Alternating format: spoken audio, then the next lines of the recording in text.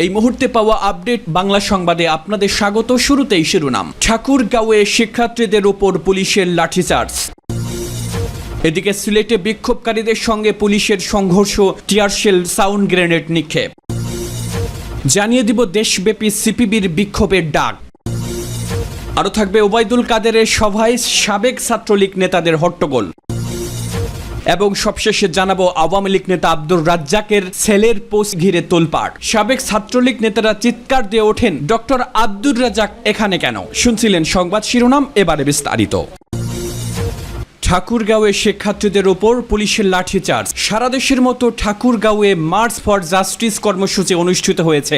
আজ সকাল 11টায় সাধারণ শিক্ষার্থীরা অপরাজেয় 71-এ সমবেত হয়ে একটি মিছিল নিয়ে ঠাকুরগাঁও জেলা জজকোর্ট চত্বর এলাকা অভিমুখে যাত্রা শুরু করে। এ সময় সাধারণ শিক্ষার্থীদের মিছিলটি ঠাকুরগাঁও পৌরসভা গেটের সামনে এলে পুলিশের বাধার মুখে পড়ে। শিক্ষার্থীরা পুলিশি ব্যারিকেড ভেঙে ঠাকুরগাঁও জেলা জজকোর্টে যাত্রা শুরু করলে পুলিশ সাধারণ শিক্ষার্থীদের উপর লাঠিচার্জ করে ছত্রভঙ্গ করে দেয় এবং এতে 2 জন ছাত্র আহত হয়। পরবর্তীতে ছাত্রছাত্রীরা আবারও জড়ো হয়ে ঠাকুরগাঁও পৌরসভার গেটের সামনে রাস্তায় অবস্থান করে। এ সময় তারা সমন্বয়ক সহ ছাত্রছাত্রীদের নামে যে মিথ্যা মামলা দেওয়া হয়েছে সেগুলোকে অনতিবিলম্বে প্রত্যাহার এবং যাদেরকে আটক করা হয়েছে তাদেরকে নিঃশর্ত মুক্তি দেওয়া সহ বিভিন্ন স্লোগানে মুখরিত করে তোলে। সাধারণ শিক্ষার্থী মোসাম্মদ সোহানি বলেন, আমরা কোর্ট চত্বরে অবস্থান কর্মসূচি ঘোষণা করেছিলাম। আমরা সেখানে যাওয়ার আগেই পৌরসভা গেটের সামনে আমাদের সাধারণ শিক্ষার্থীদের উপর পুলিশ লাঠিচার্জ করে। আমরা সাধারণভাবেই একটি মিছিল নিয়ে যাচ্ছিলাম, কোনো ধরনের ঝামেলা ছাড়াই তারা আমাদের উপর লাঠিচার্জ করে। এতে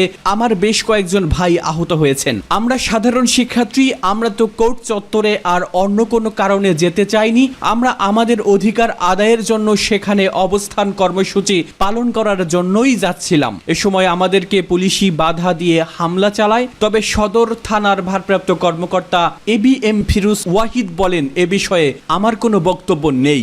সিলেটে বিক্ষোভকারীদের সঙ্গে পুলিশের সংঘর্ষ, টিয়ারশেল, সাউন্ড গ্রেনেড নিক্ষেপ। সিলেটে বিক্ষোভকারীদের সঙ্গে পুলিশের সংঘর্ষের ঘটনা ঘটেছে। এ সময় বিক্ষোভকারীদের উপর টিয়ারশেল ও সাউন্ড গ্রেনেড ছুড়ে পুলিশ। বুধবার দুপুর 1টার দিকে মার্চ ফর জাস্টিস কর্মসূচিতে এই সংঘর্ষ শুরু হয়। এর আগে বিক্ষোভকারীরা পদযাত্রা নিয়ে নগরের সুবিদ বাজারের দিকে যায়। বিক্ষোভকারীরা ব্যারিকেড ভেঙে সামনে এগোলে পুলিশ তাদের লক্ষ্য করে টিয়ারশেল ও সাউন্ড গ্রেনেড নিক্ষেপ করে। এ সময় বিক্ষোভকারীরা বিভিন্ন স্লোগান দিতে থাকেন। পুলিশ টিয়ারশেল ও সাউন্ড গ্রেনেড ছুড়ে বিক্ষোভকারীদের ছত্রভঙ্গ করে দেয়। এখনও নগরের বিভিন্ন অলিগলিতে বিক্ষোভকারীরা অবস্থান করছেন। উল্লেখ্য, সারা দেশে ছাত্র জনতার উপর গণহত্যা, গণগ্রেফতার, হামলা, মামলা, গুম ও খুনের প্রতিবাদে আজ বুধবার মার্চ ফর জাস্টিস কর্মসূচি পালনের ঘোষণা দেয় বৈষম্য বিরোধী ছাত্র আন্দোলন। গতকাল মঙ্গলবার রাত 11:15টার দিকে বৈষম্য বিরোধী ছাত্র আন্দোলনের অন্যতম সমন্বয়ক আব্দুল কাদের এই ঘোষণা দেন।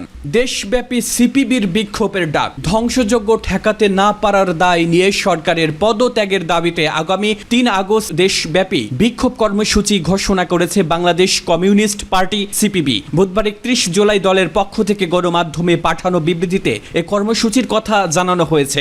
একই সঙ্গে চলমান আন্দোলনের সঙ্গে সংহতি জানিয়ে বিভিন্ন শ্রেণী পেশার মানুষকে যুক্ত হয়ে অন্যায়ের বিরুদ্ধে প্রতিরোধ গড়ে তোলার আহ্বান জানিয়েছে দলটি। সিপিবির সভাপতি মোহাম্মদ শাহ আলম ও সাধারণ সম্পাদক রুহিন হোসেন প্রিন্স খুলনা সহ দেশের বিভিন্ন স্থানে ছাত্রদের শান্তিপূর্ণ মিছিলের উপর হামলা, নির্যাতন ও গ্রেফতারের তীব্র নিন্দা জানিয়ে বিবৃতিতে বলেছেন, সভা সমাবেশ করার অধিকার খর্ব করে হামলা ও গ্রেফতার করে ক্ষমতা দীর্ঘস্থায়ী করা যাবে না। বিবৃতিতে নেতারা বলেন, ছাত্র সমাজের দাবি মেনে না নিয়ে নানা ধরনের নির্যাতন করে এই আন্দোলনের নেতৃত্ব দানকারী সংগঠকদের নানা ভয়ভীতি দেখিয়ে আন্দোলন থেকে পিছু হটানো যে অপচেষ্টা সরকার করছে তা সংকটকে আরো গভীর করে তুলছে। বিবৃতিতে নেতারা বলেছেন, দেশের বিভিন্ন স্থানে ছাত্র জনতাকে যেভাবে গ্রেফতার করা হচ্ছে, হুমকি ধমকি দেওয়া হচ্ছে তা নজিরবিহীন। বিবৃতিতে নেতারা বলেন, দেশে চলমান ছাত্র জনতার আন্দোলনকে ভিন্ন খাতে প্রবাহিত করতে নানা ধরনের বয়ান সামনে আনা হচ্ছে। সচেতন দেশবাসী শাসক গোষ্ঠীর এ ধরনের বয়ানকে প্রত্যাখ্যান করে এসেছে। বিবৃতিতে নেতারা সারা দেশে চলমান আন্দোলনে ছাত্র জনতার সঙ্গে সাধারণ শ্রেণী পেশার মানুষকে একাত্ম হয়ে ধ্বংসযজ্ঞের জন্য প্রকৃত দায়ীদের চিহ্নিত করে বিচার ও সরকারের পদত্যাগ ও দুঃশাসনের অবসানে আন্দোলন অব্যাহত রাখার আহ্বান জানান। ওবায়দুল কাদেরের সভায় সাবেক ছাত্রলীগ নেতাদের হট্টগোল। রাজধানীর বঙ্গবন্ধু এভিনিউয়ে আওয়ামী লীগের কেন্দ্রীয় কার্যালয়ে দলটির সাধারণ সম্পাদক ওবায়দুল কাদেরের সঙ্গে সাবেক ছাত্রলীগ নেতাদের বৈঠক হওয়ার কথা থাকলে হট্টগোলের কারণে তা হয়নি। সভায় যোগ দিতে আসা সাবেক ছাত্র নেতাদের অভিযোগ, তাদের মতবিনিময় সভায় ডেকে এনে আলোচনা না করে সংবাদ সম্মেলন শুরু করেন ওবায়দুল কাদের, যার কারণে সভাস্থলেই ক্ষোভ প্রকাশ করেন সাবেক নেতারা। হট্টগোল শুরু হলে অনুষ্ঠান সংক্ষিপ্ত করে সভাস্থল ত্যাগ করেন আওয়ামী লীগ সাধারণ সম্পাদক। বুধবার 31 জুলাই বেলা 11টার দিকে এ ঘটনা ঘটে। সাবেক ছাত্র নেতারা অভিযোগ করে বলেন, মতবিনিময় সভার জন্য ডেকে মিডিয়ার সামনে কথা বলা শুরু করেন আওয়ামী লীগ সাধারণ সম্পাদক ওবায়দুল কাদের। এরপরই হট্টগোল শুরু হয়। হট্টগোলের কারণে সংবাদ সম্মেলন শেষ না করে ওবায়দুল কাদের তার অফিসে চলে যান। তখন সাবেক নেতারা বিভিন্ন স্লোগান দিতে থাকেন। এর আগে আওয়ামী লীগ সাধারণ সম্পাদক উপস্থিত সাবেক ছাত্র নেতাদের উদ্দেশ্যে বলেন, অভিমান ভুলে কোটা আন্দোলনের নামে যারা নারকীয় ধ্বংস চালাচ্ছে তাদের বিরুদ্ধে একসঙ্গে প্রতিরোধ গড়ে তুলতে হবে। আওয়ামী লীগ নেতা আব্দুর রাজ্জাকের সেলের পোস্ট ঘিরে তোলপাড়। সাবেক ছাত্রলীগ নেতাদের সঙ্গে দলের কেন্দ্রীয় কার্যালয়ে বুধবার মতবিনিময় সভা ডেকেছিলেন আওয়ামী লীগের সাধারণ সম্পাদক ওবায়দুল কাদের। বঙ্গবন্ধু এভিনিউয়ে নির্ধারিত সময়ে উপস্থিত হন সাবেক ছাত্রলীগ নেতারা। এ সময় ওবায়দুল কাদেরের সঙ্গে হাজির হন দলটির সভাপতি মণ্ডলীর সদস্য সাবেক কৃষিমন্ত্রী ডক্টর আব্দুর রাজ্জাক। তাকে দেখা মাত্রই উত্তেজিত সাবেক ছাত্রলীগ নেতারা চিৎকার দিয়ে ওঠেন। তারা বলেন, তিনি এখানে কেন? তার ছেলে কেন সামাজিক যোগাযোগ মাধ্যম ফেসবুকে সরকার বিরোধী পোস্ট করেছেন? বেলা 11টায় রাজধানীর বঙ্গবন্ধু এভিনিউয়ে আওয়ামী লীগের কেন্দ্রীয় কার্যালয়ে এমন বাক বিতণ্ডার ঘটনা ঘটে। উল্লেখ্য, ডক্টর আব্দুর রাজ্জাক এমপির বড় ছেলে রেজওয়ান শাহরিয়াম সুমিত ছাত্রলীগের সমালোচনা করে গত 17 জুলাই সামাজিক যোগাযোগ মাধ্যম ফেসবুকে একটি পোস্ট দেন বলে জানা গেছে। এদিকে শুধু আব্দুর রাজ্জাক নয়, সাবেক ছাত্রলীগ নেতাদের তোপের মুখে পড়েন আওয়ামী লীগ সাধারণ সম্পাদক ওবায়দুল কাদেরও। বুধবার সাবেক ছাত্র নেতাদের মতবিনিময় সভায় ডেকে আলোচনা না করে সংবাদ সম্মেলন করায় হট্টগোল শুরু হয়।